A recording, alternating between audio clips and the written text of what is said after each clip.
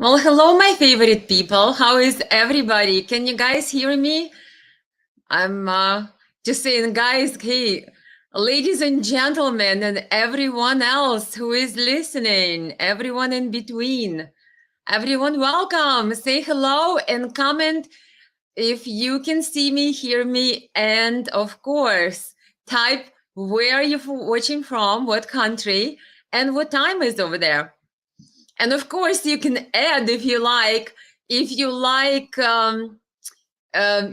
trust and love, or just love and trust Zelensky, Putin, or Biden. That would be a nice little poll. You could say, I'm watching from this country, this time of day or night. And you could say, I trust Putin, or I trust Biden, or I trust Zelensky, or you could interchange it for the word love. Who knows? There could be some admirers of Zelensky and Biden out there, and who knows, maybe even Putin. So everybody's saying hello from Germany. We got Michael. Oh, we're going to be talking about Germany. You guys did a great job with the tank there in Berlin. I have seen it. Excellent. Hello from New Zealand, Eliana. Welcome, Eliana Dashkova. Daskalova. I'm sorry, I need my glasses, you guys. Everybody is happy to see me. I see we have Australia. Did I miss my Australia? Hello, George. How are you, mate? Should I say how are you, mate, right? Love my Australian guys. Here we go. I love Russia, says George. Excellent. Well, everybody get some instructions. Like I said, type the country you're watching from, what time of day, and a quick poll. Do you trust Putin, Biden, or Zelensky? You could say, do you love Putin, Biden, or Zelensky, if that makes it a little more fun. We have California, 2 o'clock p.m. Isaac, tell us where you're watching from. George says, Russia is a strong country in the world. Hello, says William. Hello, good people. Excellent. Isaac says he trusts Putin. Did I miss? Hitch Seban says, hi from Morocco. Bulgaria here. Welcome, Daniel. Love it. Bulgaria in the house. We have Al. Hi, watching from Austria. I love Putin. Excellent. Keep it going, guys. Anybody who joins us, we're doing a little quiz, a little poll. We are typing, everyone who is watching me out there, from what country you're typing from, what country you're watching from, a time of day, and whether you trust Biden, Putin, or Zelensky, or you could even say if you love Putin or Zelensky or Biden.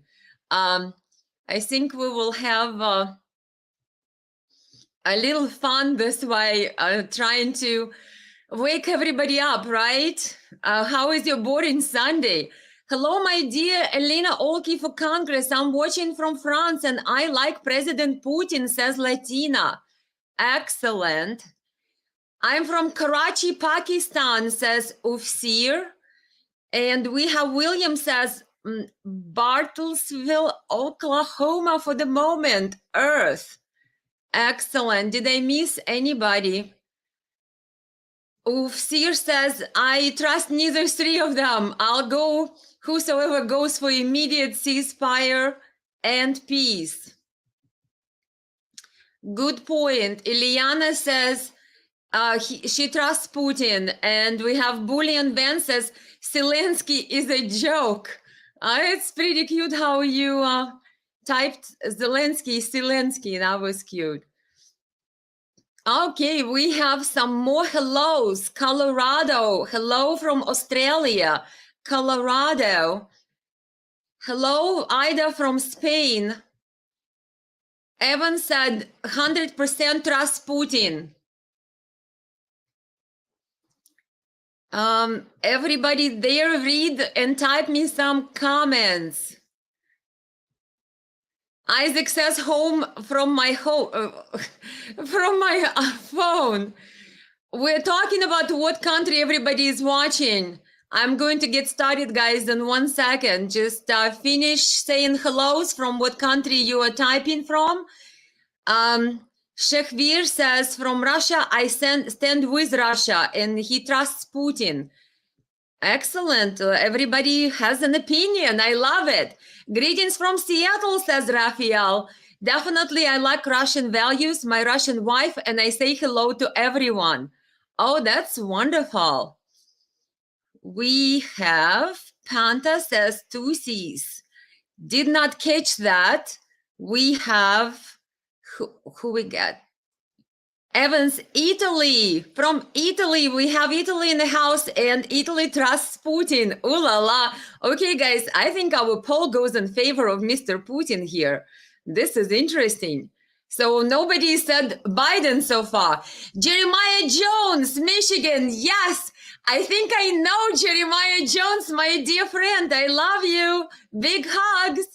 Guys, everybody type whether you are watching from what country, what time of the day there, and whether you trust Biden, Putin, or Zelensky. Type your opinions here in the comments, and I'll play them as I go along with the stream. Everybody's welcome.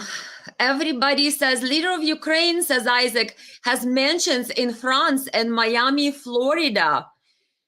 We have Algeria in the house. Welcome, says Abdo Flo. Viva Putin, says somebody here. You guys doing a great job typing comments. I have a hard time keeping up.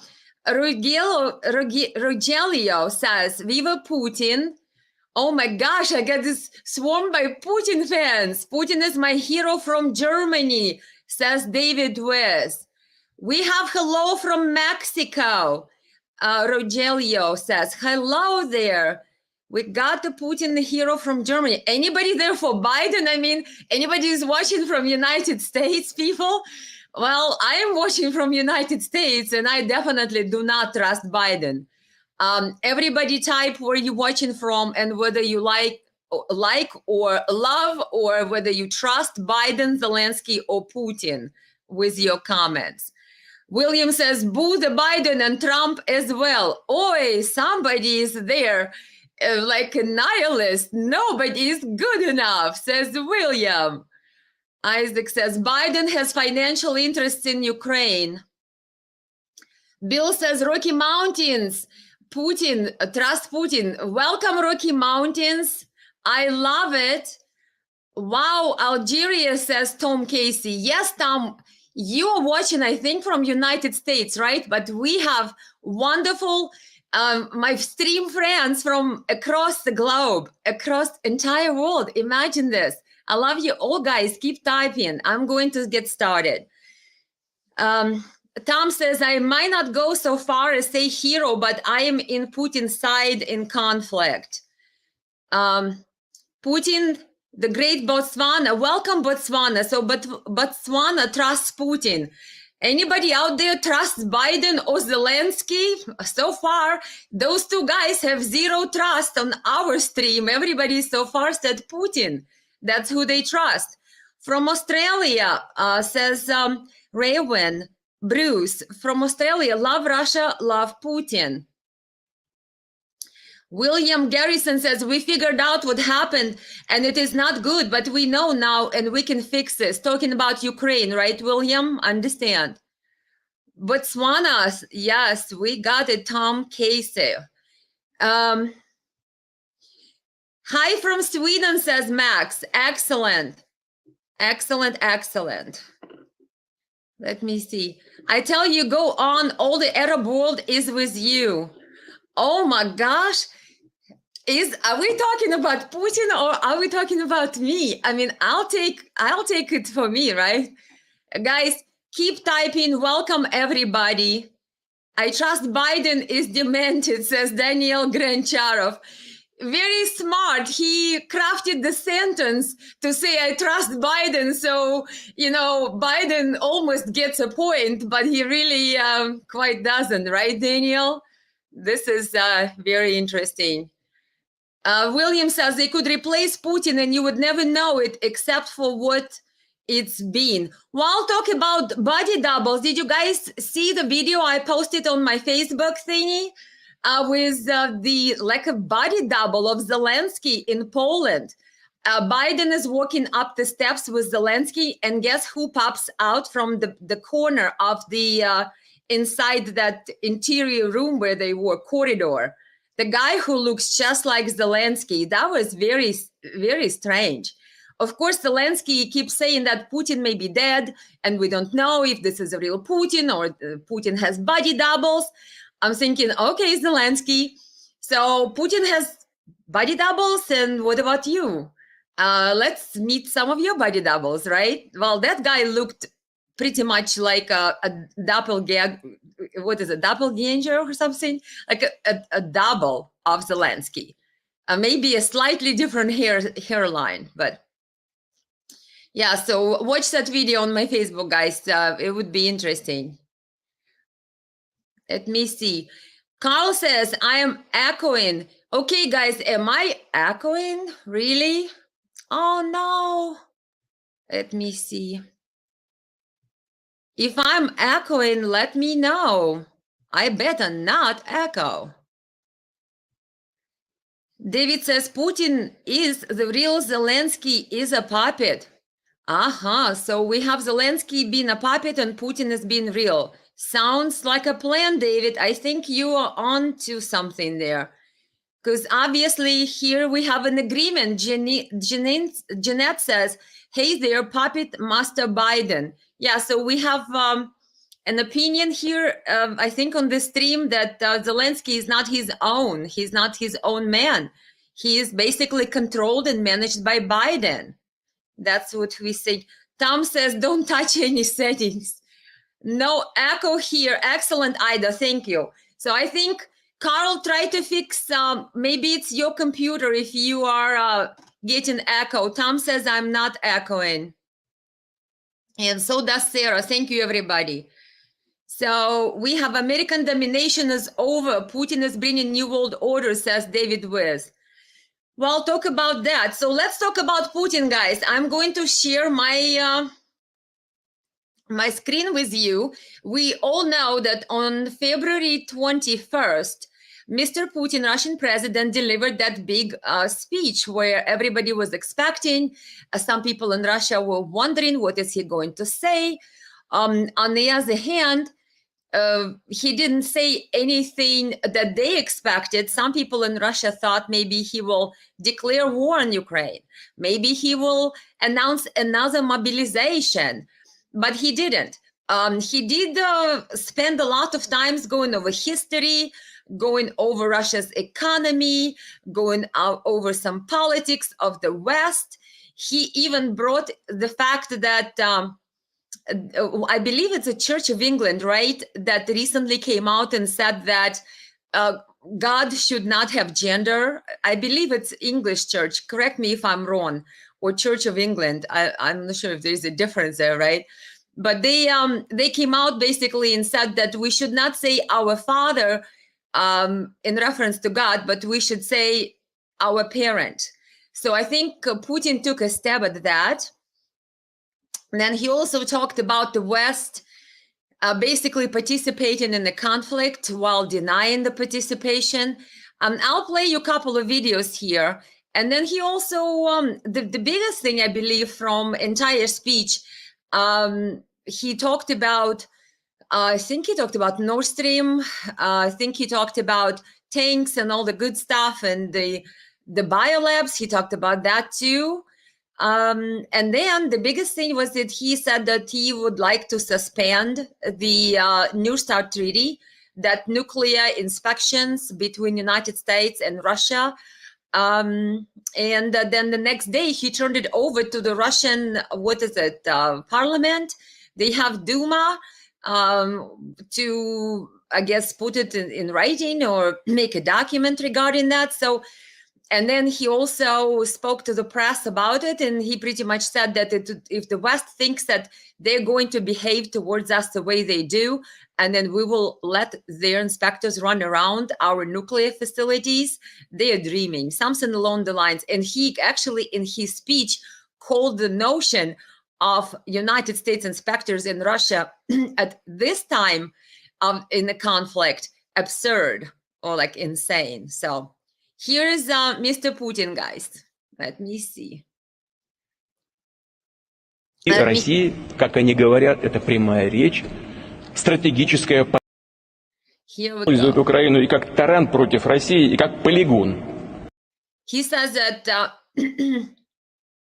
Western countries are using Ukraine as basically a mallet against Russia and also as a polygon. Polygon is where you do your military drills, right? The place of military drills.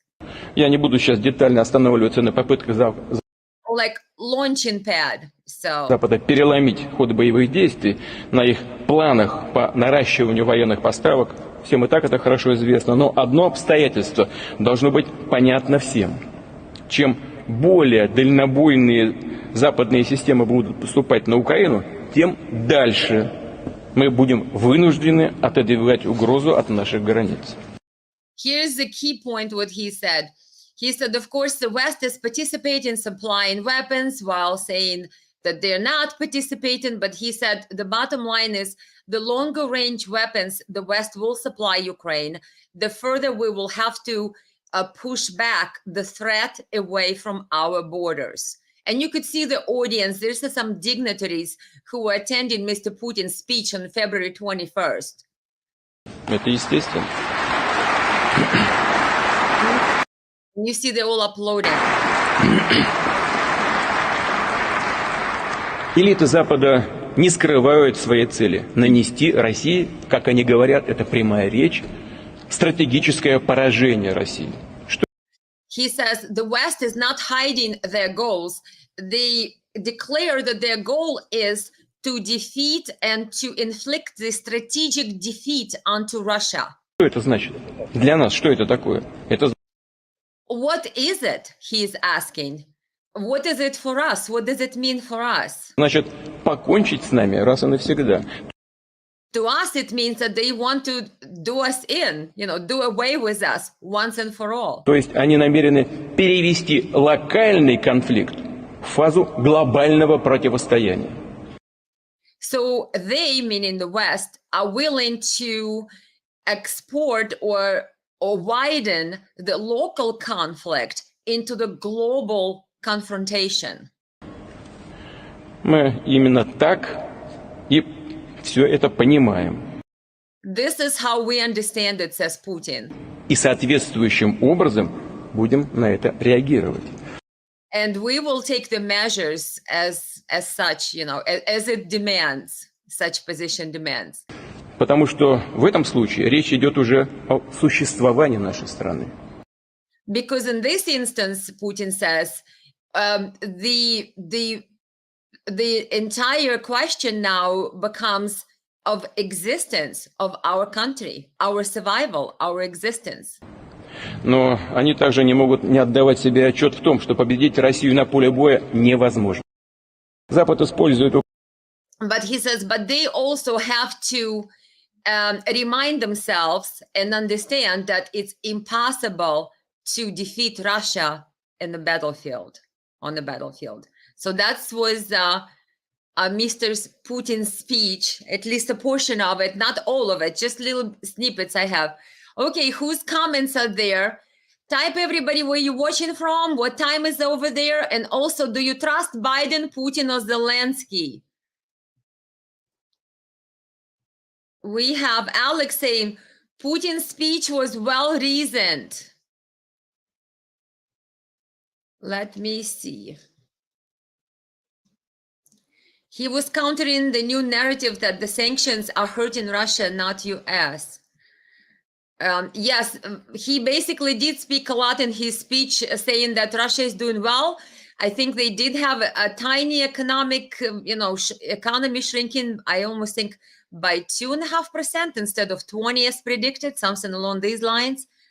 Yes, says Elena, Anglican Church, yes. Do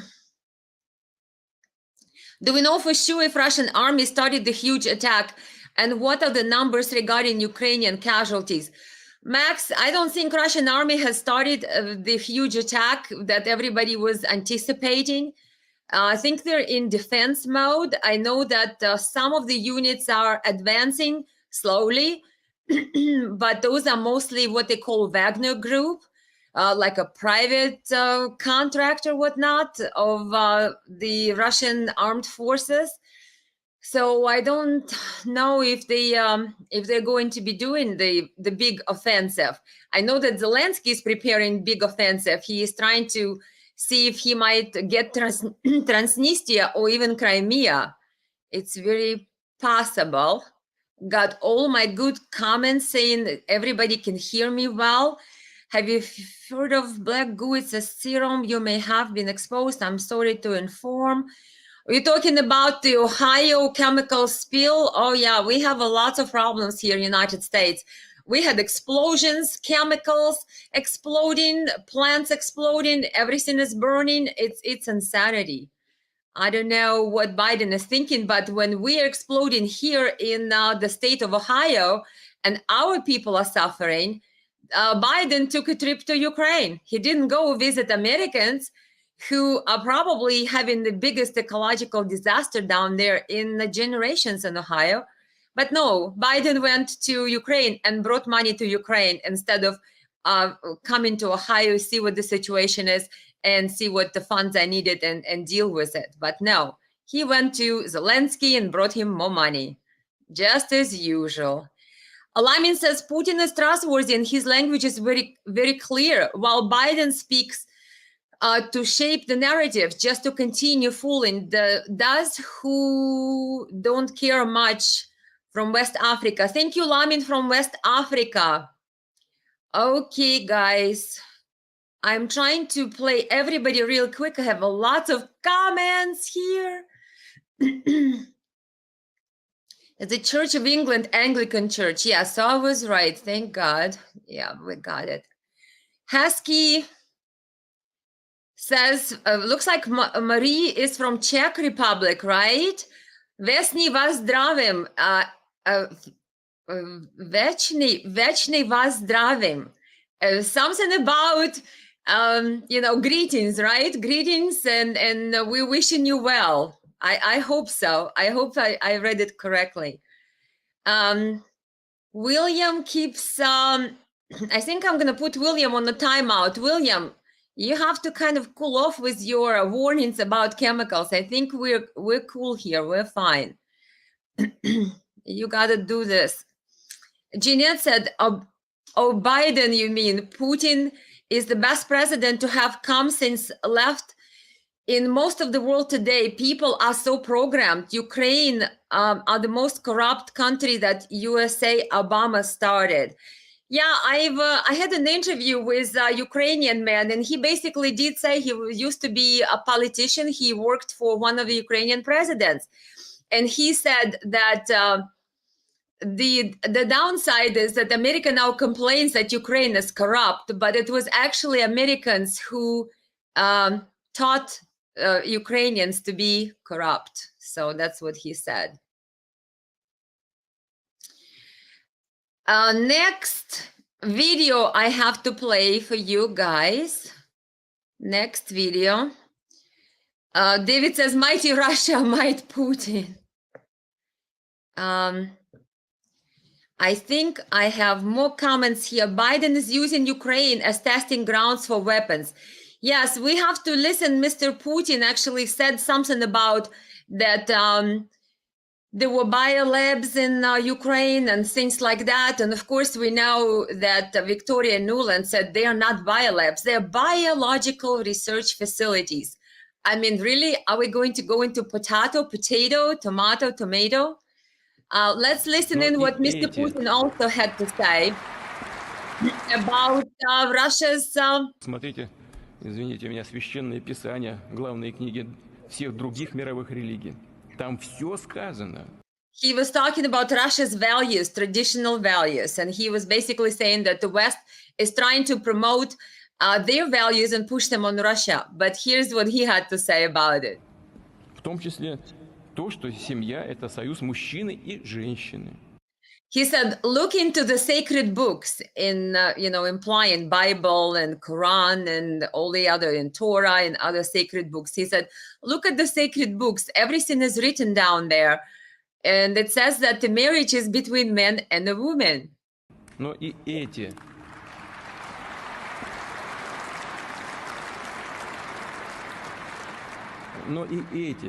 священные тексты подвергаются сейчас сомнению. Но вот And he said, but even these sacred writings are now basically questioned by the West, by the Western mentality. как стало известно, англиканская церковь, например, планирует, правда, пока только еще, рассмотреть идею гендерно-нейтрального Бога. He's saying, as we know now, Anglican Church of England is looking into, and Mr. Putin says, thankfully only looking into, to create the concept of gender-neutral God, he said. Что скажешь? Прости, Господи, не ведают, что творят. He says, what can we say? He says, forgive them, God. They don't know what they're doing. Basically quoting Bible, I think, something along these lines.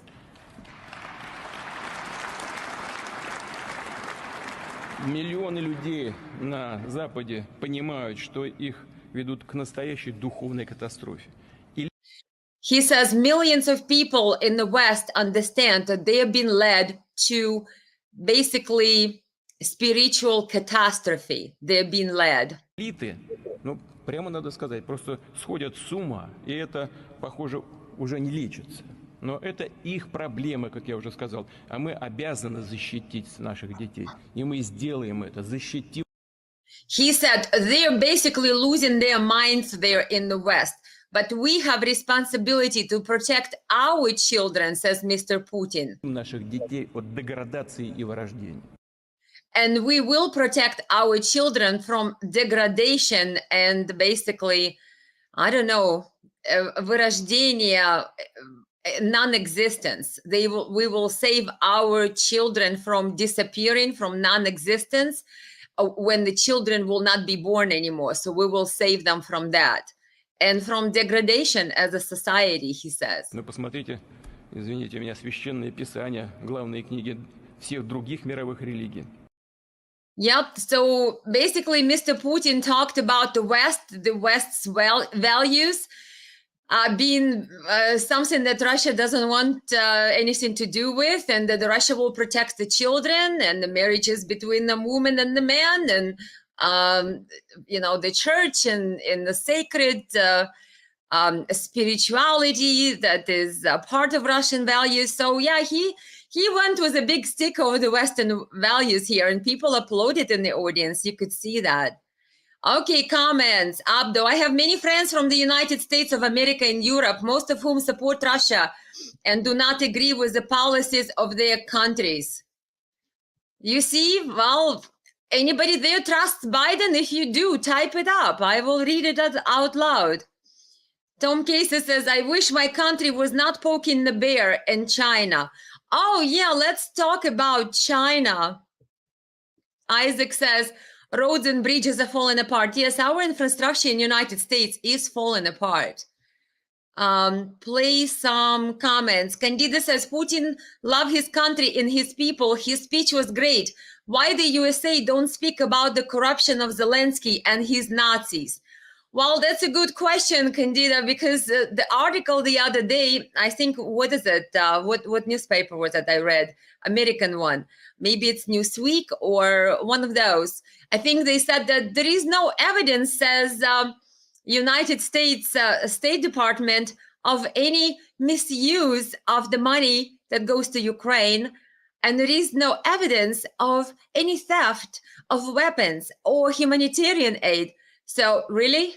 So they obviously, it takes one to see one, right? So in this case, they don't see each other because they obviously are all involved in whatever they have going on with Biden's laundromat of Europe, which he made Ukraine into. I have this comment. I keep playing the same comments here. Daniel, do I have your comment? I believe the weather in Ukraine is too warm for the offensive. Yeah, I think there is some other reason, and we're going to talk about it in a second. I just want to make sure I played everybody's comment. Max says Biden should be hospitalized immediately. He's not only a danger for himself, but for the entire humanity. Hospitalized and then locked away for good. Oh my gosh, yeah, Biden, I'm sure, will not like that. David wants to comment on Mr. Putin's speech. Marriage is for men and women, not James and Joan or bone to bone. All right, here we got some poets here. Good comment, David. Tom says, has anyone seen the speech Bush and Putin made together in USA in the early 2000s at separate podiums when Putin spent time at Bush's host? It's awesome. Well, I don't know about this speech. It's been years that I probably wouldn't remember it. But I do know that Bushes did visit Putin, and I think Prigozhin, the Wagner Group's now chief and I guess leader, is called Putin's chef because he was either catering that dinner or was around Putin and Bush at that dinner. So yeah, look it up, guys. There's something going on there. Mickey says, thank you from Spain. Hello there. Welcome, Nikki. And it's great to see you in love Spain. Is this you guys who recently did some very interesting laws out there, or was it France? Did you guys know? One of the European countries, I'm not sure which one, they're really attacking poor little animals. Google it up. You cannot make this up. Europe is getting insane entirely. So yeah, Mr. Putin, right. The West is going basically down the tubes.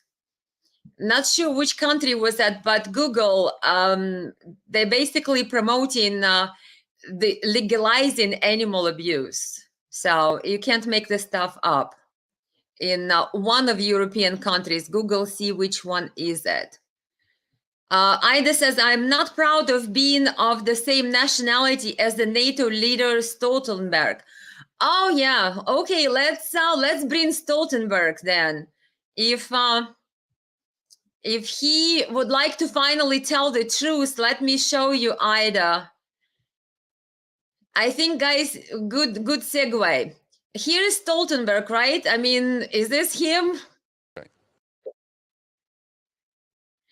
I think it's him. If not, correct me, guys, because to me, they all look alike. I mean, after a while, they just repeating the same narratives, no personality, personalities of the cardboard, basically. You're looking at people who are just talking heads, cannot think for themselves, perpetuate narratives. But here's where he admits that the war actually did not start in 2022. That the war started in Ukraine in 2014. Listening to this. Confession time. Didn't start in February last year. Listen again. Didn't start in February last year. The war started in 2014. And since 2014, NATO allies have provided support to Ukraine with training, with equipment. So the Ukrainian armed forces were much stronger in 2022 than they were in 2014. And of course, that made a huge difference when President Putin decided to attack Ukraine. Did you hear that? It's all Putin's fault. Putin wasn't even anywhere near Ukraine in 2014 when the war started, and he admits it, right? Because the war didn't start in 2022. When did Russian army came in? 2022. So who was Ukraine fighting? Well, Ukraine was fighting its own citizens, its own people, killing civilians for almost 9 years and counting. They never stopped. They're still doing it. Only now those citizens voted to join Russia. And now the territory that Ukraine shelled for 8.5 to 9 years now became a territory of Russia. And Russia adopted it through its constitution. So yeah, good luck, Zelensky. He didn't want to fulfill Minsk agreements, but here's from what they call horse's mouth. You guys heard it. The war did not start in 2022. He said it. Who is here saying, who said Stoltenberg is Ukrainian? Bob Carpenter. I don't know about that. I don't know about that. I know he's Norwegian, former prime minister, guys. I think he is.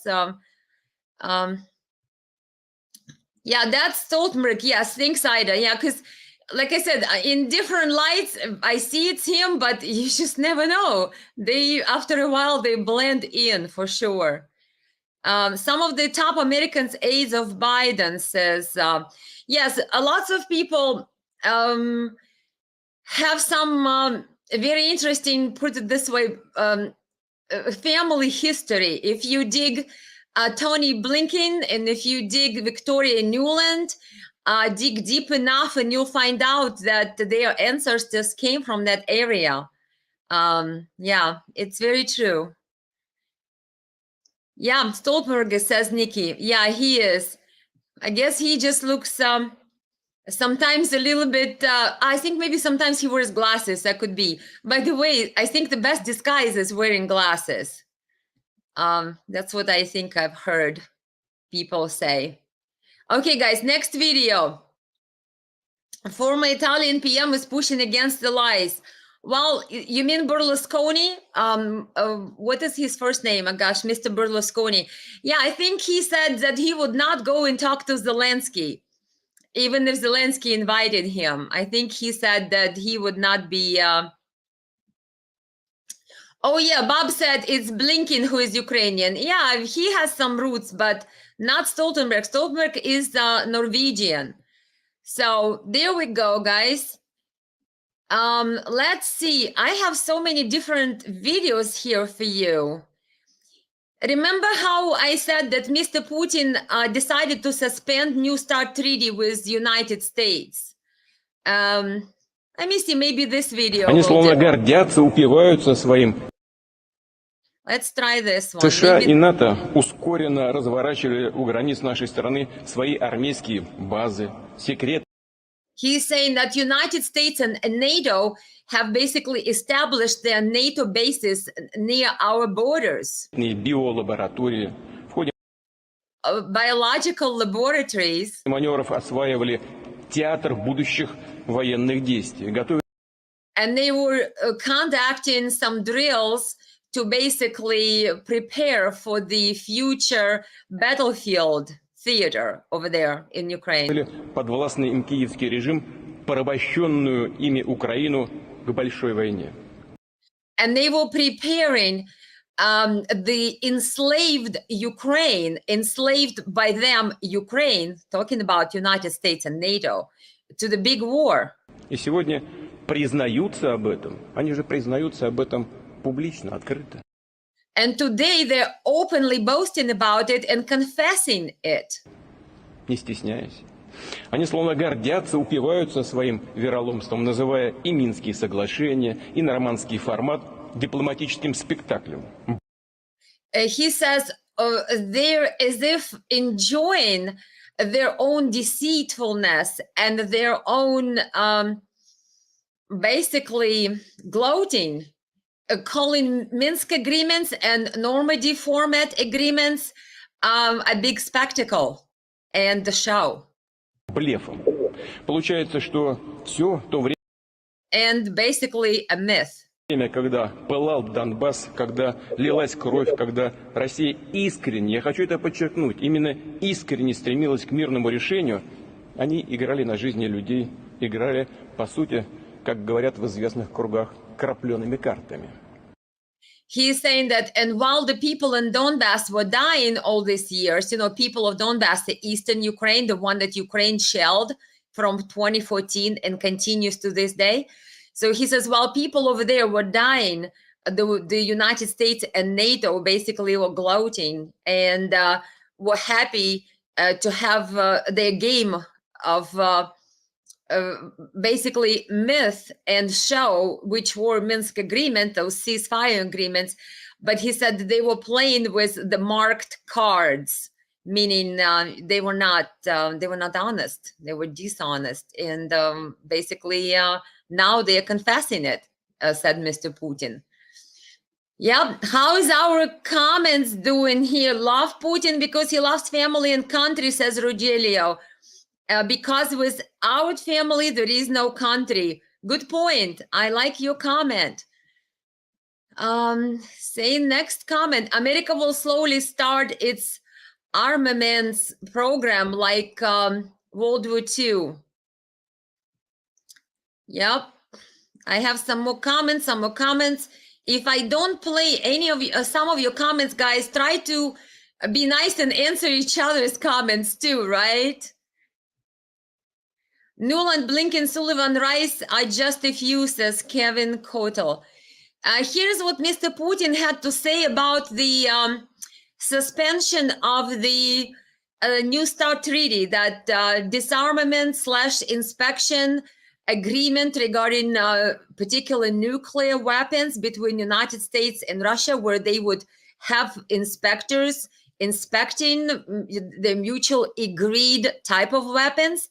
And obviously in this speech of February 21, Mr. Putin said that he is going to suspend that and then gave the Russian parliament authority to prepare it on paper, so to speak.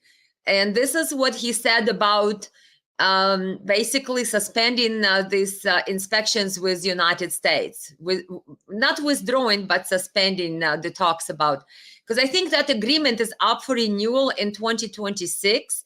I think it was renewed last time in 2021. So now, and there could be another one as well, but it sounds like Russia doesn't want American inspectors running around the nuclear facilities while they have all these hostilities. You see, I'm speaking in poems now. Украину оружие стоимостью в десятки миллиардов. Here's what he Все said. ведущие страны НАТО объявили своей главной целью нанести нам стратегическое поражение, с тем, чтобы наш народ страдал, как они говорят. Как же... All the NATO countries decided to declare basically that we need to be strategically defeated. We're the Russian Federation, says Mr. Putin, and they want our people to suffer. Мы в этих условиях можем не учитывать их ядерные потенциалы. How could we dismiss the fact that they're nuclear capable in this particular instance? Those basically our adversaries are nuclear capable. Тем более, что они поставляют на Украину оружие стоимостью в десятки миллиардов долларов. Especially as they're sending weapons in amounts of tens of billions of dollars to Ukraine. Ведь это и есть участие в известном смысле. And we consider it a participation in this scenario. Почему? Потому что это не просто обычное военно-техническое сотрудничество. Why? Because it's not just an ordinary military technical Они же cooperation. деньги-то за это не получают. Because they're not getting paid for it. Не получают деньги. Это вот They don't get money for that. в одностороннем порядке эти вооружения передаются. А значит, So they're sending these weapons in unilateral fashion. это в известной степени, хотя бы косвенное, но все-таки соучастие в тех преступлениях, которые творит киевский режим. Therefore, they even indirectly can be considered complicit in the crimes which Kiev regime now commits. В том числе и обстреливая жилые кварталы Новороссии и Донецка. Including those crimes of shelling civilian areas of Donbass and Novorossiya area, basically former Eastern Ukraine, now part of Russia, on paper and incorporated in 2022. Ну а как же? Конечно, мы из этого и исходим. Этим и продиктована наша позиция. И, по-моему, она And he says that this is what dictates our position, and I believe our position is quite understandable. вполне объяснима, понятна и логична. And our position is logical, and it's easy to explain our position. Ну, кроме всего прочего, когда они вот делают то, что делают сегодня на Украине, я просто не могу себе представить, что американские военнослужащие будут шастать по нашим ядерным объектам. And so he said, while they're doing what they're doing these days, basically participating, even though indirectly, in the conflict of Ukraine and being complicit in the crimes, what he said, of Kiev regime that bombs civilians in eastern Ukraine and Novorossiya and Donbass. So Putin said, I cannot imagine, with all that said, that American inspectors would be running around our nuclear facilities. So That's pretty much why he explained why he decided that they don't want to have that New START treaty at this point and suspended that. Mickey says, share to the world. America is corrupt. I stand with, sounds like Russia, says Mickey. Now we have some more comments. We're paying for the blackmail of Joe's dirty deals, along with the kids of Pelosi, Romney, Kerry, and others. Yeah, Kevin, those guys definitely had business dealings in Ukraine. And of course, Hunter Biden had them with China as well. Yeah, there is, you'd be excellent as a bodyguard for Putin or carrying his nuclear briefcase. Who are you talking to? Bob Carpenter. I think you want to say to Kevin Cottle, right, Kevin? David West, don't get me wrong, Putin is no angel, but he's trying to stop the New World Order. Excellent, excellent. And so says Kevin, we're paying for the blackmail. Yep, I already got that. Did I get Tom Casey? Here is scenario. Putin is waiting until China is ready to do a mirror military attack at once. One in Ukraine and one in Taiwan. Haha, now what, NATO? Yeah, let's talk about China. 报道二战结束以来，美国是不 Loud. He's Chinese foreign minister, and you guys can read the subtitles of basically what they said a couple of days ago before they proposed their peace plan.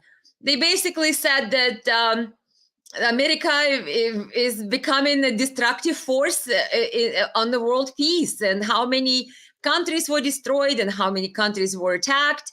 And that was just before China came up with that peace plan, 12 points peace plan. Let me read it. 美国是最大的战争制造者。美国建国240多年的历史当中。 He's basically saying what's really worrying is the destructive influence of United States on world peace and stability. America is the largest producer of war. United States has not had wars in only 16 years of its 240 years of history. 只有16年没有打过仗。二战结束以来，世界上发生的武装冲突当中，有美。 United States has initiated about 80% of armed conflicts in the world since the end of World War II. United States violates the sovereignty of other countries. 发起的占到约80%。美国也是侵犯别国主权、干涉别国内政最多的国家。Yeah, so we know what China thinks about us now. Good to know, China. But did you guys, everybody seen that Chinese proposal, 12-point peace plan? What do you guys think?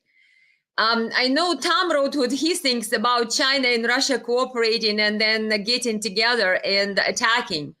But David Wiz says the BRIC have to come together. Attack on one BRIC member is attack on all. That's a good point. Yeah, they can do the NATO style, right? Daniel, what do you say? I stand by Putin. He needs to put a stop to the American government and their corruption. Oh my goodness. Oh my goodness. Yep. I think that Biden would not like it too much, right? Okay, Bob, you're Barbie. What? I'm a Barbie, Bob Comfort? Do you need to be in the corner? I should have a naughty corner. I know Tom Casey likes to be naughty, and he likes to ask me to say something like, something, your time is to die, Mr. Bond, or something with an English accent. He likes to be naughty like that. So, okay, guys, nobody's getting naughty. Another video real quick. Remember how everybody's asking about Russia's offensive in Bakhmut? Just wanted to show you guys. The problem is I cannot show you any body parts. I can only show you coffins and ruins, because anything else like body parts, dead soldiers, dead civilians, blood, you cannot show it, neither on Facebook, no on YouTube. Therefore, people don't care about how many people die because they don't see what I see. I see dead corpses on Telegram channels where people post from the front lines. And our media doesn't show it to us. So everybody gets this sanitized version of the war with a little bit of a ABC News reporters running around there, and that's it.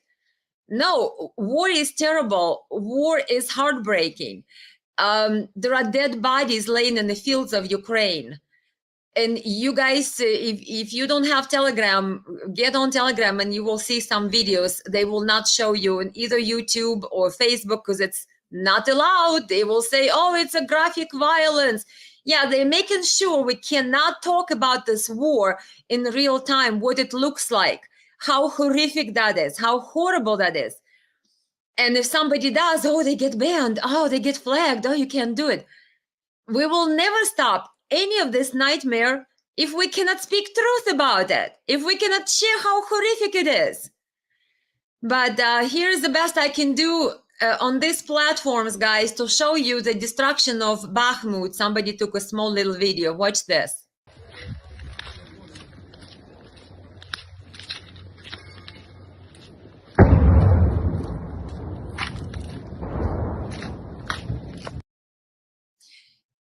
Do you see that? The scene of Armageddon? Play for you one more time.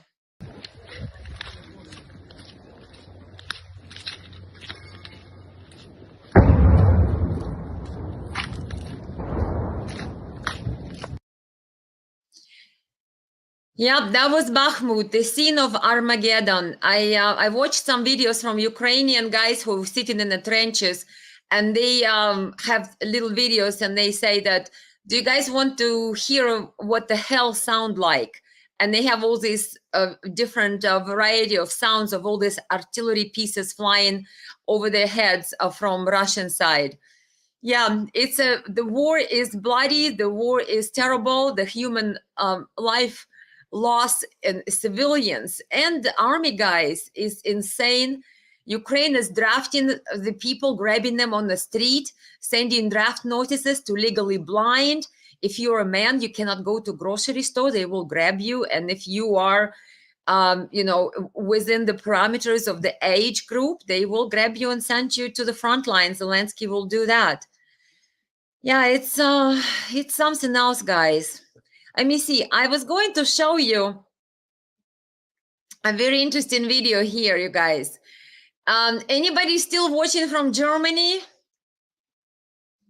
Tom Casey says war has smells. Yeah, that's very surprising too, Tom.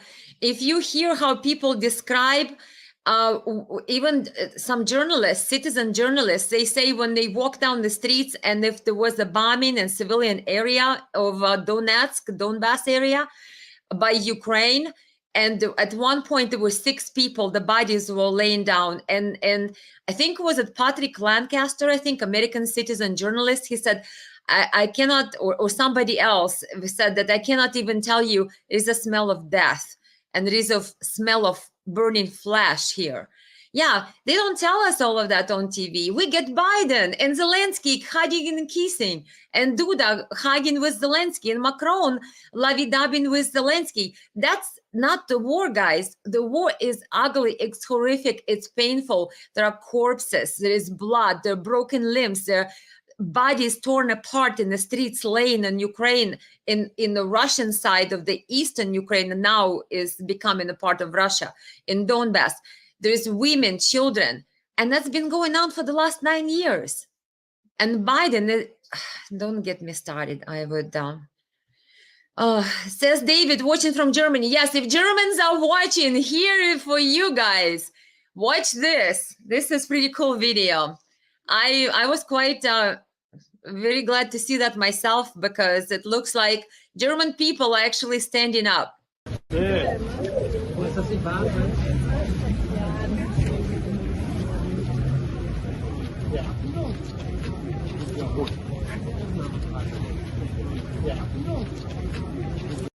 What is happening here, my understanding that in Berlin, in front of Russian embassy, my understanding that Ukrainian activists, to the beginning of this Russian phase of the war of February 24th, 2022, on February 24th, placed this tank right in front of Russian embassy in Germany, in Berlin.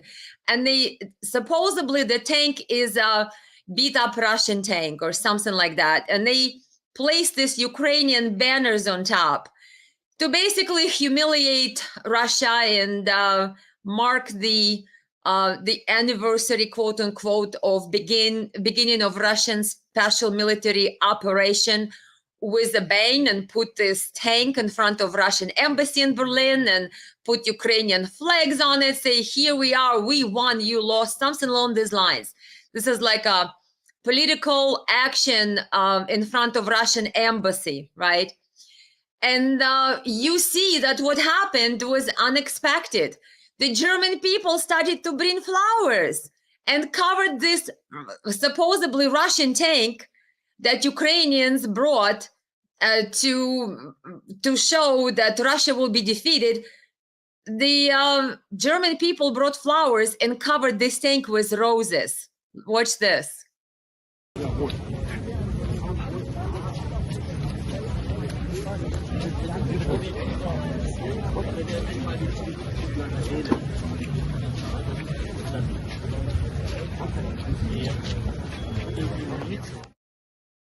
Did you see that? And so what happened later was, I wonder if it's the same video or a different one. Maybe it's a different one.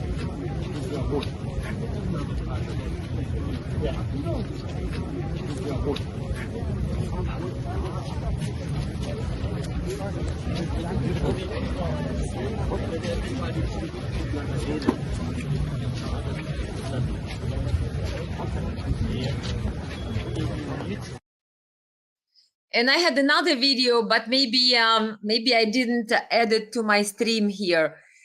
But basically, the German man was talking about, he said that Ukrainian activists were trying to basically create this spectacle to, poke at Russia. But we German people happened to have 2,000 roses, and we brought them to this tank and covered it with gratefulness, because we don't want to have war, and we're grateful to Russian people for saving us from, the World War II, right? The regime of those nationalists at the time in Germany. So in the end, after people started to bring roses, somebody actually climbed and basically removed Ukrainian flags from atop of Russian tank in front of Russian embassy in Berlin, Germany.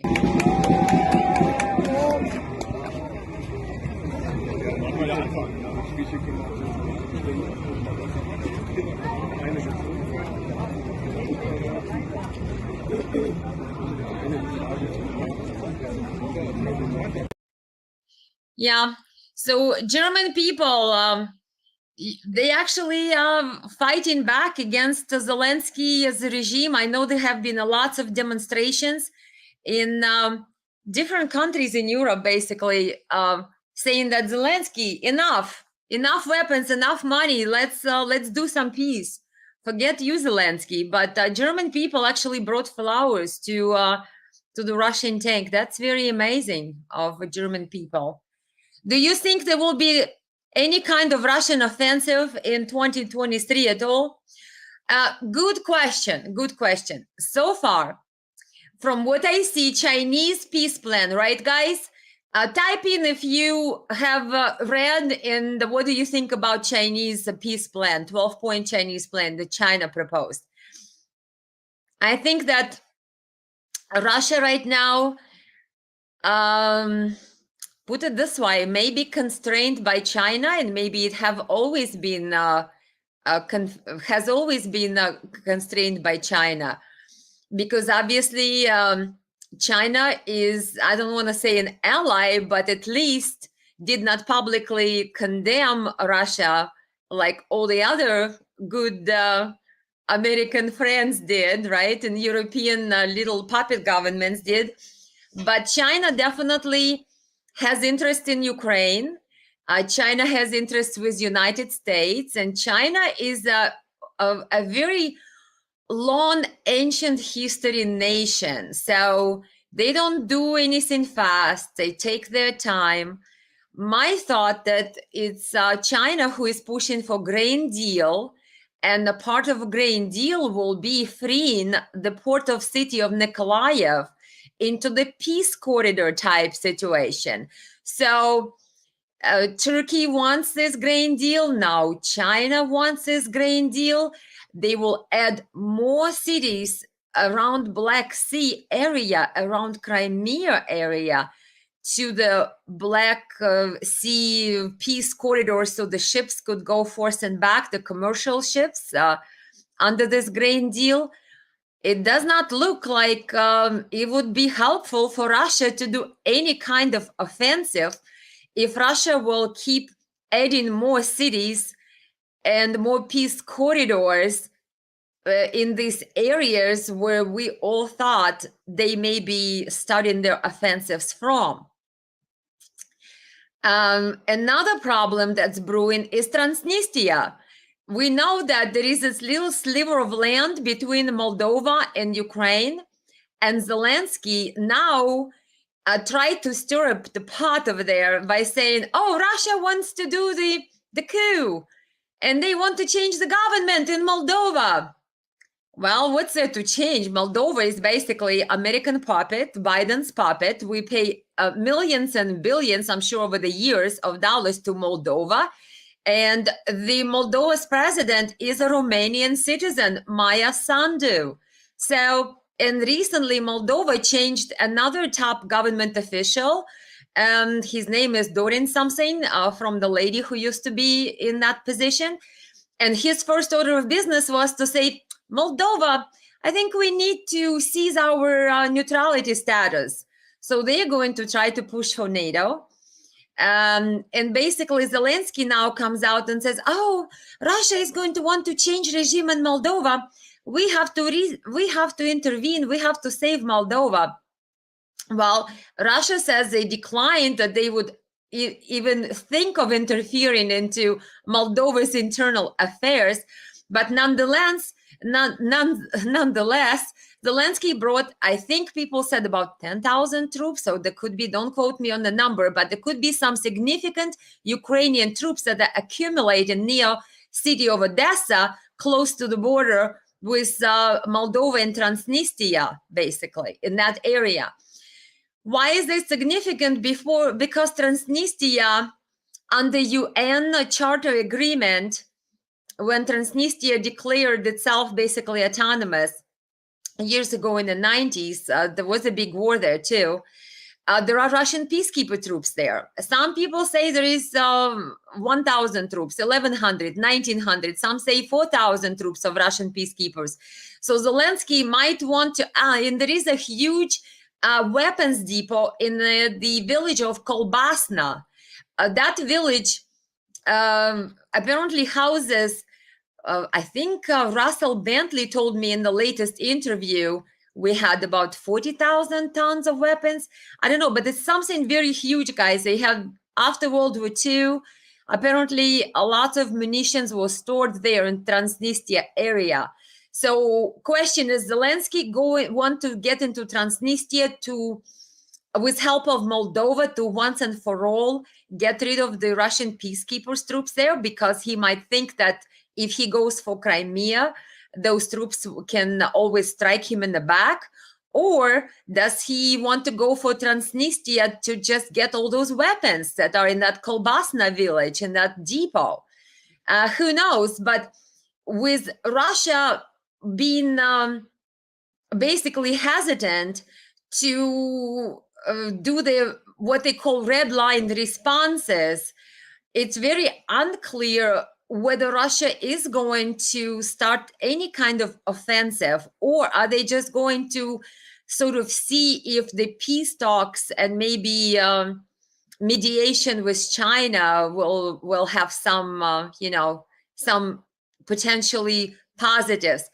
But I think the who is more likely to begin offensive is probably, I'm thinking, Zelensky, either on Transnistria or on Crimea, or both.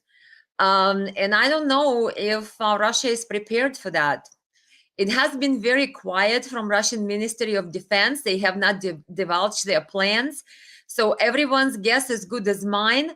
All of a sudden, we have China wanting to be a mediator, proposing peace talks, and has a 12-point plan, which one of the points of this plan actually says that China wants every country to consider other countries' sovereignty and the borders, and that to be basically untouchable, and it has to be, sacred. And so question is China trying to say that Russia, under this 12 points plan, need to remove their troops out of the newly what they call liberated areas of Ukrainian territory? I mean, what exactly does it mean, China? And Russia sort of said, oh, we kind of sort of think our Chinese partners in providing this opening segue to potential peace talks. But then Russia said, Minister of Defense Shoigu came out at the same time and said that Russia will not stop until all the goals of the military operation, as stated by Mr. Putin earlier in the beginning, are accomplished. And then, of course, the West came out and said that, well, Chinese plan is not really acceptable, because China also demanded in their peace plan that the economy should not be weaponized, that the sanctions would not be used, and volunteer sanctions would not be invoked against other countries. Only UN sanctions should work, but not like what EU people did. The EU countries, they just voluntarily started to do sanctions, and sanctions, according to China, have become a weapon.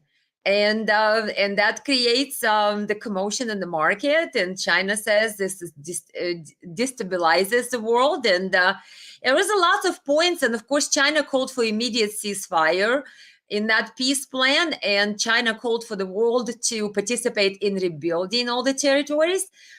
But that one interesting point about everybody respecting each other's borders and sovereignty, I heard Ukrainians are taking it as if China hints to Russia that Russia needs to remove the troops from occupied Ukrainian areas, including Crimea. So that's how Ukrainians are seeing some of their top personalities, like Alexei Arestovich. If you guys know who I mean, right?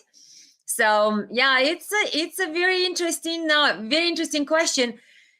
I don't know about 2023. I'm sure things are changing every day. Russia might do the offensive in 2023. But on the other hand, when and whether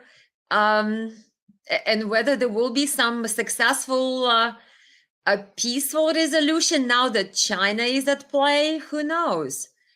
I would think eventually, if this keeps going on for another year, at some point Russia will start going and taking initiative.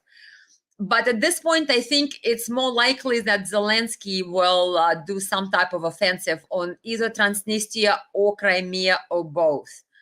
We'll see what happens.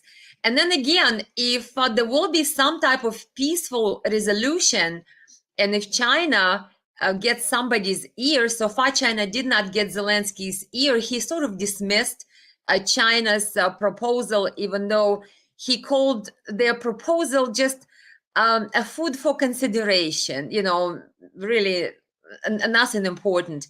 But I think he may be meeting with Chairman Xi in the coming weeks. And I think Macron is going to meet with Chairman Xi. I don't know. We'll see, guys, what happens. But good question, DKCB. Like I said, my point, I'm thinking Zelensky is likelier to start offensive at this point than Russia. I don't see Russia preparing for one. But for entire year, yeah, they could be doing an offensive. But for the near future, I don't see it. So don't quote me on that. I'm just talking about near future. If it's a year 2023, Yeah, they could go on offensive, but I almost think that there may be some type of a peace ceasefire type deal again that could be worked up, just based on how the chessboard pieces are. And now that China showed up to the table, and everybody is dependent in some way, shape, or form on China, so they can't really ignore what China wants. And so maybe the fact that China tries to assert themselves and push everybody towards the ceasefire and peace talks, who knows, it might work. But I don't know, guys. Your guess is good as mine. Here we go. Tom Casey says they're going to bankrupt the USA with weather balloons. We have to spend $500,000 to shoot each one down. Exactly. Did you guys see the article? Did we spend $1.5 million to shoot some of these balloons that Biden was telling us it could be even extraterrestrial, because nobody could answer what are they? Unidentified balloons. And then I think one of those Chicago amateur airplane creator guys came out and said, well, one of those objects probably was ours. It cost us $20 or $200 or something like that. Yeah, we send expensive fighter jets to shoot balloons. That's what we do here. Yeah, our people sleep on the streets, but we send billions to Ukraine and shoot balloons with the expensive hundreds of thousands of dollars dollar missiles and rockets or whatever, and our fighter jets do that. Never will Russia give up Crimea, never. Here is the danger, Tom. You're right. Russia said before that it has a lot of these red lines, and one of these red lines surely is Crimea. But so far, Russia has been pushing their red lines further and further and further. First they said, oh, if you hit this, we're going to do this. Nothing. Then they said, if you touch Crimean bridge, well, Ukrainians, together with somebody else who we don't know, but we can guess, right, created this explosion on Crimea's bridge. At least what Russian Federation Minister of Defense said, that there were Ukrainians and there were some other countries that were involved according to their data. So the Crimean bridge was damaged on Putin's birthday. They did that explosion. And what did Russia do? I mean, nothing major. So who knows? Russia keeps saying that Crimea, if you attack Crimea, it's a red line. Medvedev said, we're going to. Well, I don't know, guys. They so far haven't done anything. They kept saying, we will not exchange Azov Nazis. This will never happen. And then they exchanged them in the prisoner swap. I don't know. I think somebody needs to call Putin and said, what are you guys doing? I mean, are you really getting serious about things? Or are you just going to keep pushing those red lines until one day we're boom in a nuclear war? Yay! I mean, everybody's guess is good as mine. I hope the former Prime Minister Boris Johnson will not fly again to Kiev, says Lehman, to hijack the Chinese peace plan. Yeah, remember how Boris Johnson hijacked the plan that Ukraine and Russia were working on last April in Turkey, or Turkey? I guess that's a newer name that Turkish president evoked that they want to be called. Yeah, they definitely were working on a peace plan, and Russia withdrew troops from around Kiev as a part of that proposal that they seem to have been ironing out with Ukraine. And the next day, it was no go. Boris Johnson was actually bragging a few months ago, that he is the one who stalled all those negotiations. So, yeah, it's insane, guys. If a ceasefire is reached, how wide do you think the demilitarized zone will have to be? Well, let's do some straight talk here, guys. Yes, of course, I cannot tell you everything, I think, right? Because then Biden might listen. We wouldn't want him to know what I think. But what I want to say flat out, I think if, with all my hope that there will be a peace, and hopefully soon, but here's the problem. I don't think Russia trusts the West in any type, shape, or form to deliver on any new peace proposals. Remember Minsk agreements? Remember the speech I just played for you? Mr. Putin said that the West actually is bragging and talking about how they fooled Russia.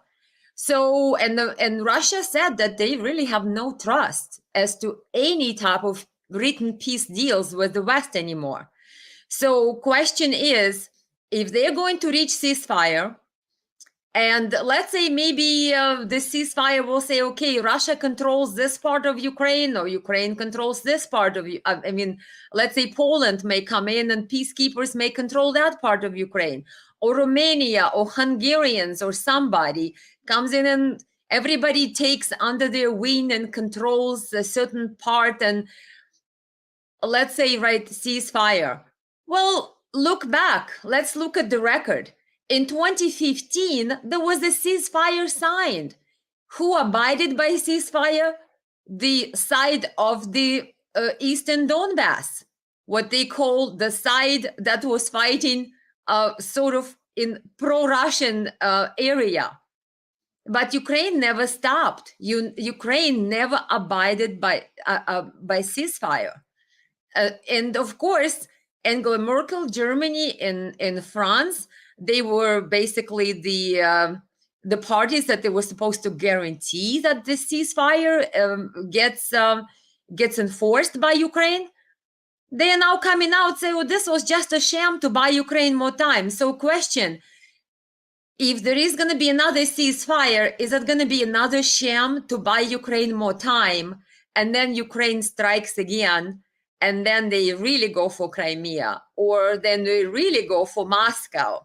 You just never know. In other words, the ceasefire sounds like a possibility, but it also sounds like the invitation for another sham, to sham Russia into something that nobody again would want to fulfill, only buy more time to strike Russia again, because the end goal is Russia. It was never about Ukraine. And of course, China is there right behind Russia. And some analysts say that hopefully China understands that if Russia goes, China goes, and like China is next, and look at China, Taiwan. But as far as where the line goes, some people think maybe it will be a Korean-style scenario. Even Ukrainians are fiddling with that idea, thinking, well, Russia may want to separate us by Dnieper River. So we will have this side and they will have the other side, sort of like a North Korea, South Korea, divided by, what is it, 36 parallel or, coordinates, right? And with that said, I don't think there is Russian people who would like that, but we never know what politicians like. So politicians may say, we'll do it. I don't know. The article the other day, I think it was New York Times, said that Russian strategy has changed in Ukraine. Russia no longer wants to take territory. Russia just wants to drain Ukraine. Well, the problem is Russia really never wanted to take territory. Russia refused to recognize independence of Donbass republics who were begging Russia to do it for the last 9 years, or like 8.5 at the time. And only almost on the 9th year, when they convinced Russia that Ukraine is preparing the offensive, then Russia recognized them as independent, and later through referendum incorporated them into Russia. If Russia wanted territory, they would have recognized and took these guys back years ago. But the problem is Russia never wanted to. It looks like Russia came with a limited amount of troops, 200,000, not enough to overpower a country with 40 million people. Not enough to take Kiev, a multi-million inhabitant city. Russia came with some troops, what it looked to me like to say, hey guys, we're serious. Let's sit down and let's make sure that you follow Minsk agreements. Or if we need some new agreements, like make some new ones, but we're serious. Here's our troops, but let's talk peace. Let's sign something and we'll abide by that. In other words, forcing Zelensky into abiding by ceasefire agreements, which he didn't. and the president before him didn't either, who actually was the party to those agreements when they were created in 2015. But Russia seemed, willing to negotiate from the day one when they came into Ukraine. And Zelensky looked like went with Russian representatives and Ukrainian representatives meeting in Turkey and doing some type of negotiating, and then they agreed on a few things. And then Boris Johnson got involved. It's all broken apart. So now they're saying that, oh, Russia couldn't take territory. Well, Russia didn't want to, but if you force Russia, it will take its people and its territory with it. So, yeah. As far as demarcation lines, like I said, some people think it's going to be a Dnieper River, if there was, in fact, something like that. But I don't know. I personally don't see it that way. I don't think there will be, there is a possibility that if they work some type of ceasefire, that different countries will volunteer to sort of be peacekeepers in different areas. That's a possibility. But as far as Russia dividing Ukraine, I think the problem is if Russia divides Ukraine, Russia is still within how many kilometers or miles reach of HIMARS? Like Putin said, the longer range missiles Ukraine will have, the further we will have to push the threat from our border. I don't think that Dnieper River will be far enough from Russian border if Biden is going to keep supplying long range missiles to Ukraine. So Russia may have to keep going if the West going to keep supplying long range missiles to Ukraine. And the longer range missile, the further away from Russian border Russia will have to go. And more of Ukrainian demarcation lines may end up, I don't know, it may not be even Ukraine in the end of it. But so far, Zelensky is very positive. He's already wants to go take Crimea. So we'll see. Oh, guys, I'm talking so much. You have so many comments here, and I can't play all of them. I wouldn't line the birdcage with the New York Times. Yeah, exactly. They're doing all these great predictions what Russia is doing. I was going to say, did Putin call you himself? Is that what you know? Because you know how all the Western countries said that Russia wanted to take Kiev in 3 days. Russia never said it wanted to take Kiev on top of it in 3 days. But every Western puppet and parrot, every journalist, on both sides, Ukrainian side and Western side, EU side, repeats that same narrative as if Putin wanted to take Kiev in 3 days or Ukraine in 2 weeks. Nothing like that was ever said by Putin. I would like for them to do some research, right, and listen to Mr. Putin's speeches. Yes, says Carolyn, the states have broken every agreement with Russia, just like they did with Native Americans. Well, that's what Putin was saying. He says they're lying to us and they're bragging about it. So question, if there is going to be another ceasefire, how long will it last? Or will the war might stop for a while just to begin later, again, when Ukraine builds more strength, or when they will figure out some more ways to build up Ukraine, like they did with Minsk agreements. A lot of variables, guys. But I think, what is it? Zelensky is going to meet with Chairman Xi too. I don't know. So it looks like everybody's going to go now and kind of see what China wants. Who knows? Maybe China will get their way a little bit, because China doesn't want to upset Biden and openly support Russia, because China knows it's going to get sanctioned by Biden immediately. And of course, China wouldn't want that. But China doesn't want to break relations with Russia by totally not supporting Russia. So China is trying to sit on all chairs like they usually do. You know, the ancient nation, they know how to not get involved so they could stay alive, right? They last for thousands of years, Chinese do.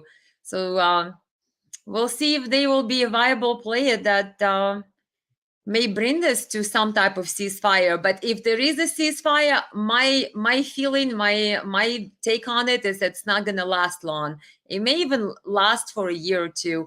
but eventually there will be another war if this happens. And the West will not stop until they either want their regime change, or they will, destroy Putin, remove Putin, partition Russia, spread it into particles.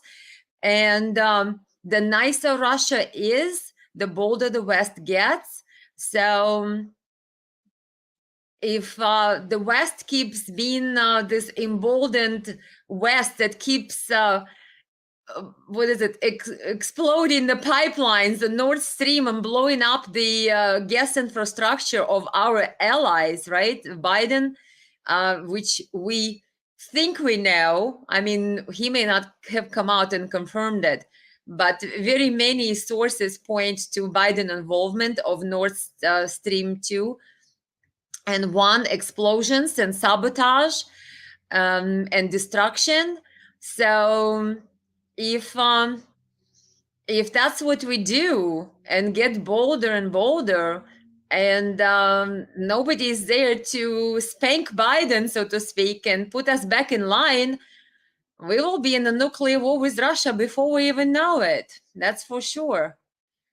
I have a comment. Why does a tourist have to do a sea test to visit Russia? To be honest with you, don't know. I do not know anything about that.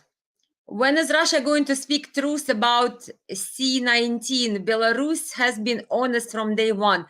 Well, you have to give it to Lukashenko, the Belarus president, that he did say that they are not going to close Belarus. They didn't stop any businesses, and they've dealt with it quite differently than all the Western countries, and even differently than Russia. They were not scared. They did what they had to do, but they did not stop their businesses from operating. I think that Belarus president said that. Carl says China has Biden by the nuts. They have too much on him and his corruption. You're right, Carl. I remember the dealings with Hunter Biden was at $1 or $2 billion with China. That there was Babulinski, I think Tony Babulinski, former Hunter Biden's associate, was talking about. And of course, nobody would listen to Tony Babulinski because obviously nobody wants to look into Hunter Biden's dealings with China or in Ukraine either. So, yeah. What does the DK says? Is there a chance that Ukrainian government will try to invade the West if the weapons flow stops? Invade the West, you mean where? Invade us or invade Europe? I think that Ukrainian, I think Arestovich was actually, he did say that a Ukrainian army was feared in Europe because Europe was training Ukrainian army to fight Russia, basically. And so was Canada, and so was United States. But at some point, they wanted to make sure that Ukrainian army does not turn on them. Because if Ukrainian army does turn on Europe, then what? Yeah, you just never know. Okay, guys, I have talked for such a long time, and I miss you all, and I love you all. I should go because there are so many comments that I cannot even get to. Russia will roll right up to the Polish border, says Gary. Yep.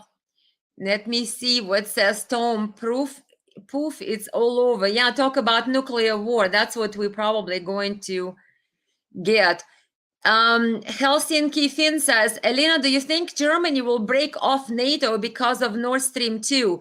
That would be the end of NATO and EU. Good question. I think that Germany doesn't have any guts. I'm sorry to say that. The people of Germany do. I see that they protest in the streets. But the government of Germany does not listen to them. Remember Annalena Baerbock? She said, oh, we don't care. We will still help Ukraine. Even if our own voters and the people of Germany don't approve it, we'll still do it. So German people have guts, but German politicians, I think, are sold out, and they sold out to Biden or whoever else that they're puppets to, or whoever their masters. They will not likely to have guts to withdraw from NATO. Because remember, as soon as Scholz started saying that, oh, maybe we shouldn't be as vigorously helping Ukraine, that's when Nord Stream got blown up. As soon as Scholz says, oh, maybe we shouldn't just quite do that much for Ukraine, then something hits Germany. So, yeah, they got them by the throat. The NATO has a lot of problems between themselves. We know the two NATO members, Turkey and Greece, they have disputes. Some others do within the NATO countries. I think if NATO will break up, it would be likely because of Germany, because Germany got attacked by its allies. But will Germany have guts to stand up and break away the chains that bind it to the allies who betray it? I don't see it just yet. Maybe if the government changes, maybe if there will be some people who actually have Germany's interests in mind instead of Joe Biden's interests in mind, that would come to Germany's government. For right now, if NATO breaks up, I'm thinking, remember recently, I think Hungarian President Orban, he came out and he said that he may not like that these two countries are going to want to join NATO, that he may hold something back. I don't know. I'm more inclined to think if there is a troublemaker that is either Orban or Erdogan, other than Germany. At least they were not as been acting as pushovers. And Erdogan a couple of times came out and said a few things, but of course now he's dealing with the earthquake disaster and humanitarian catastrophe there. And they even talked about maybe they won't have any elections because of it, which I think he has elections coming up. But Orban, I think, was the other outspoken guy in Europe and in NATO who may be a catalyst for some changes in NATO. But so far, Germany and German government, not so much.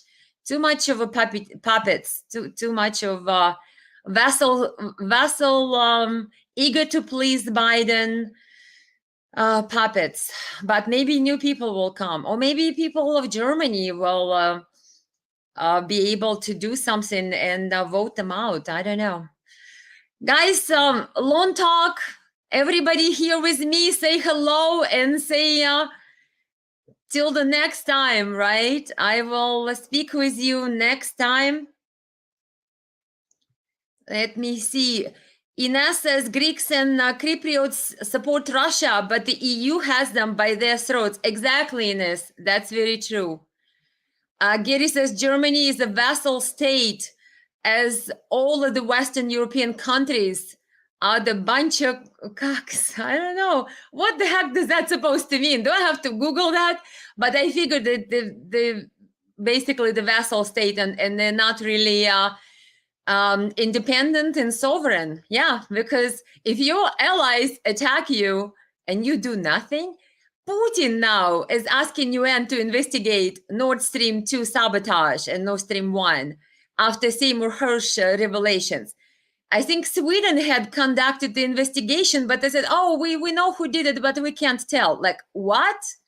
Oh, we will have investigation, but Russia cannot be a party to investigation. And it's all Russia's fault. Like, what? These people are insane. And then we have Biden saying, oh, there will not be any Nord Stream 2 if Russia enters Ukraine.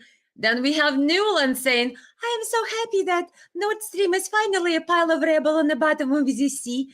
And all of them in blinking, oh, Nord Stream 2 sabotage is such a great opportunity. All these people going praising it up, the destruction of the infrastructure of Germany, and German officials don't ask any questions at all. Yeah, I feel for German people, but hey, they probably feel for us too, because we're probably the same in the same boat. Okay, guys. Says Carl, good talking with you. Did I miss somebody? Elena, we need you in our US Congress. Yes, David, I agree. We need me and more people like me, people who actually are for America and for Americans and not for Biden and corrupt cronies. And the people who actually care that our own people sleep on the streets and our own veterans are homeless while we're shelling billions unaccounted for to Ukraine, the country we don't even have a border with, and our own border being invaded. That's insane. But that's like my question is like, where are Republicans? Where are you people? I mean, yeah, we kind of know where the Democrats are on all of this. Biden, Obama, Newland, with the Pelosi's and some of the sellout Republicans. But where's the majority of Republicans? Why are you elected to the office if you're sitting there and writing blank checks to Ukraine on Biden's whims? Don't get me started. Thank you, David. I appreciate it. Oh, another comment. Ines's US and GB has all EU by their throats. I got this one. We have Teresa saying hello. Hello, Teresa. Tom says Israel attack for the United States in 1952, stuck our ship, kills 300 sailors. We did nothing. Well, it's an interesting point. I've never heard of it, Tom. You got me. I didn't hear about that. Ines says they're afraid of their biggest donors, the military-industrial complex. Yeah, I recently heard, I think former President Trump said something about the military-industrial complex and all these people. Let me see, I'm getting my lights because it's getting dark. I have a sunset I'm looking at over the lake, but it's getting so dark here for me to read. But yeah, President Trump said that all these neocons and all these globalists and all these warmongers and all these Newlands and company, they have to go. I mean, like, yeah, I'd like to see them go, but like, how do I get in? Like, really, people like me, people who really care about our country and accountability to our taxpayers.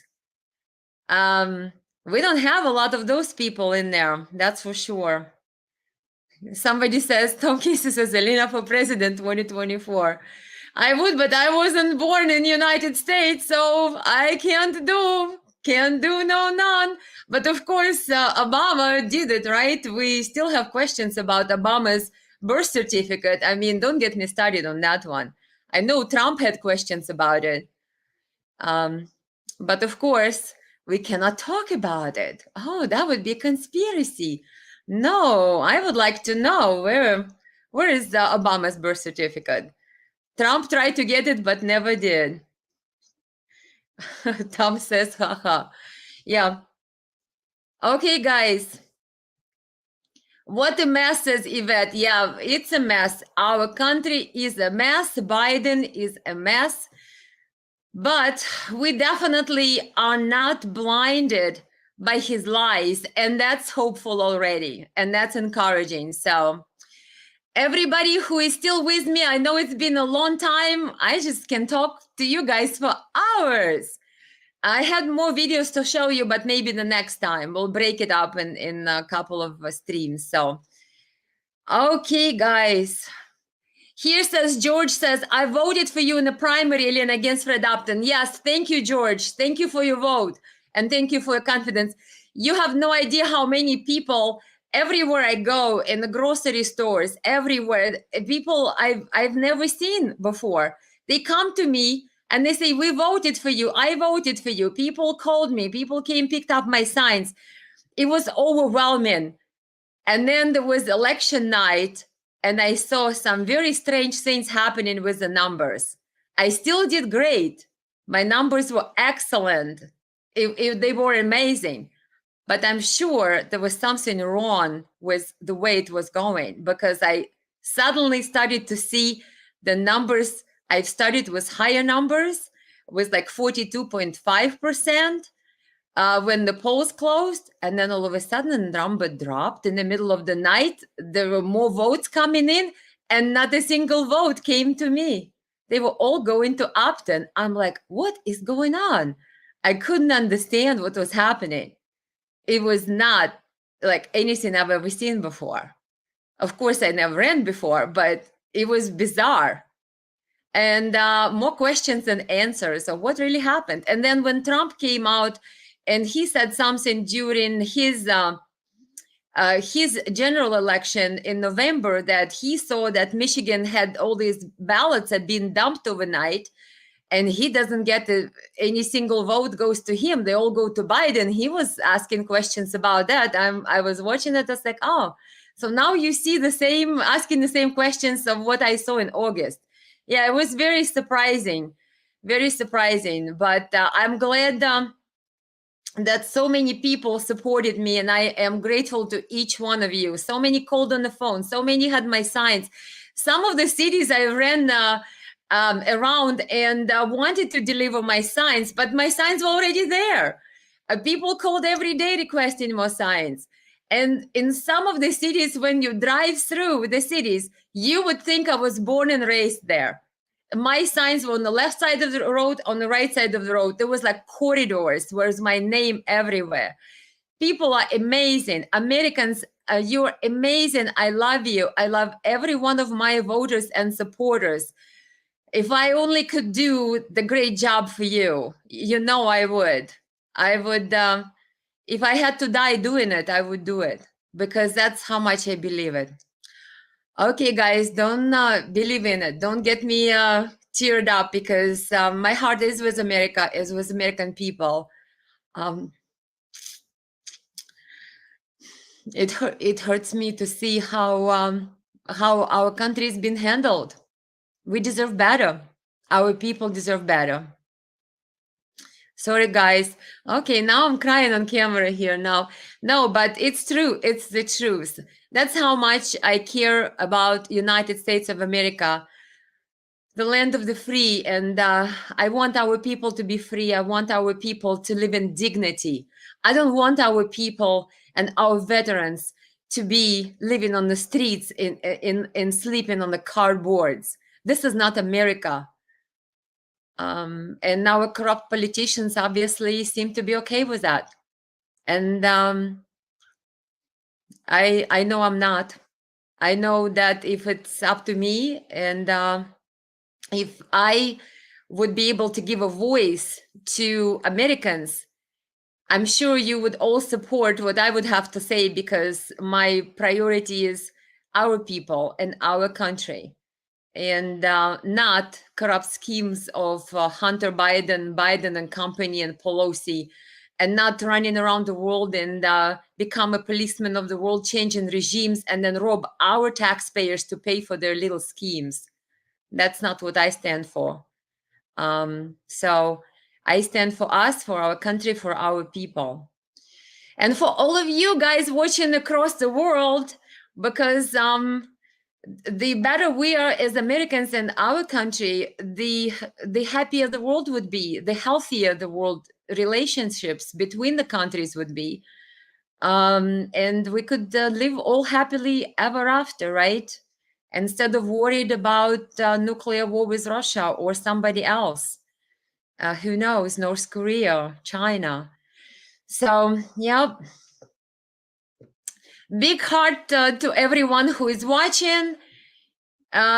Big heart to everybody who is typing. Again, we have wonderful comments here.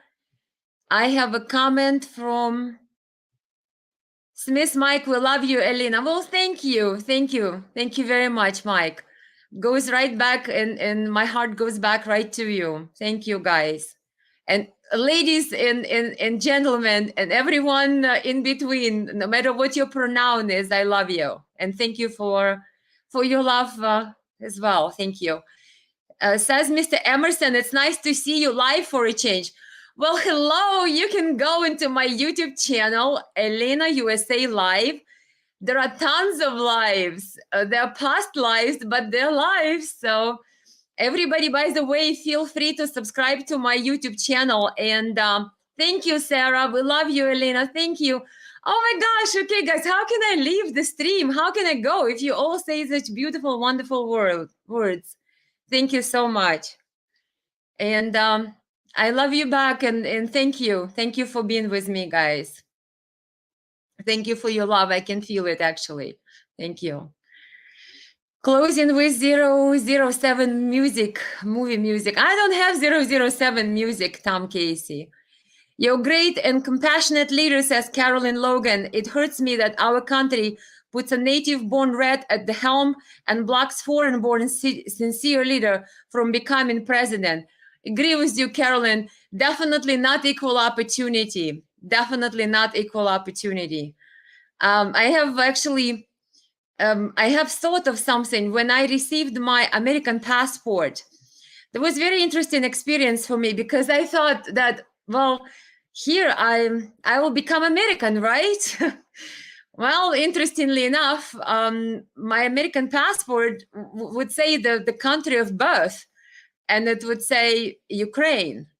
And so when you travel, when you especially go back to Ukraine, the Ukraine customs, they like to pick on you if you are not like a purebred American, right? If they can see if you are born in Ukraine, so they will try to squeeze something out of you or make it a little more difficult to see if you will, you know, do something like bribe them or whatever. They're ridiculous things.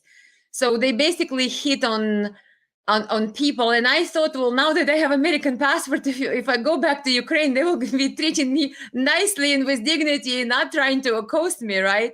But no. But when I looked at my passport and I saw it, I was like, oh, that's weird.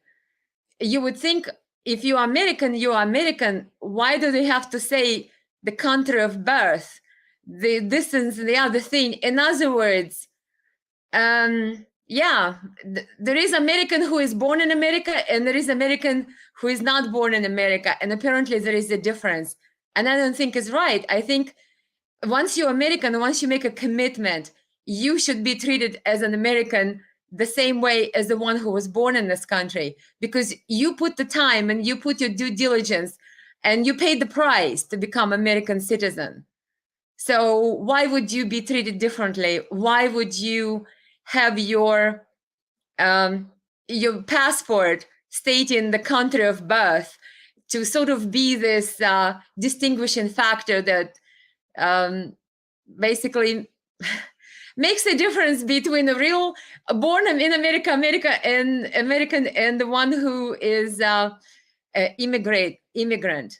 So yeah, I'm sure there are reasons that founding fathers felt that there should be a reason like that, that it has to be a person who is born in America to be a president. Fine, I'm not looking to become American president. But what I do think that this was very strange to have a passport that would actually state my country of birth. I didn't think that would be necessary. Once you're American, you're American. But no, it's not so simple. So yeah, the stories I can tell, guys. Okay, love you all. Don't make me cry here. Otherwise, everybody's going to say I'm such a cry baby. Give you big hugs. Yeah, it really hurts, and it hurts in a very deep way for me to see America being destroyed in front of my eyes. And I, at this point, cannot do anything to help and save it, other than to speak some truth to you guys on streams like that. So hopefully, maybe we will overcome eventually, right? One of these days. And I just want to say thank you for everyone, and thank you everybody who put little hearts here for me. Thank you very much. And who put little hugs here too. And Inessa said, the best from New Jersey. Thank you very much. I like it. I love it. And thank you again for the very, very, very kind words. Appreciate it. Guys, we'll see you later. If anybody wants to subscribe to my YouTube channel to be notified when I go live next, sometimes it's spontaneous, depends when I have time. Sometimes I pre-schedule it, but if you subscribe, click the bell, you will be notified no matter where you're at when I go live. And watch the videos. Somebody was asking about Russell, Texas Bentley. We did make a video together the other day, and it's posted on the YouTube channel. If you want to go watch it, go ahead. It's interesting. We had some interesting discussions beside Ukraine war there that were unexpected. And Russell even played the guitar in a couple of his songs. So yeah, that was quite an experience for me. Well, guys, just want to say thank you. Just want to give you all the big hugs. I better go and do something, right? But being with you guys is very important. Spread the truth, share the truth with your friends. Share the links to my videos on Facebook, on YouTube with your friends. Invite them to like my pages. Invite them to share my videos, information. Like Julian Assange said, if the lies can start the wars, the truth can stop this wars. So if we keep speaking the truth and teach others the truth, maybe American society and our friends and our neighbors will wake up one day and realize that politicians sold us out. And they're lying to us, they have been lying to us, and they're robbing us blind. So unless we realize that that's what they're doing, we cannot change anything and do anything about it. So the good stuff, you guys, thanks for being with me, and share the truth with others. Hopefully we can do it together. Thank you.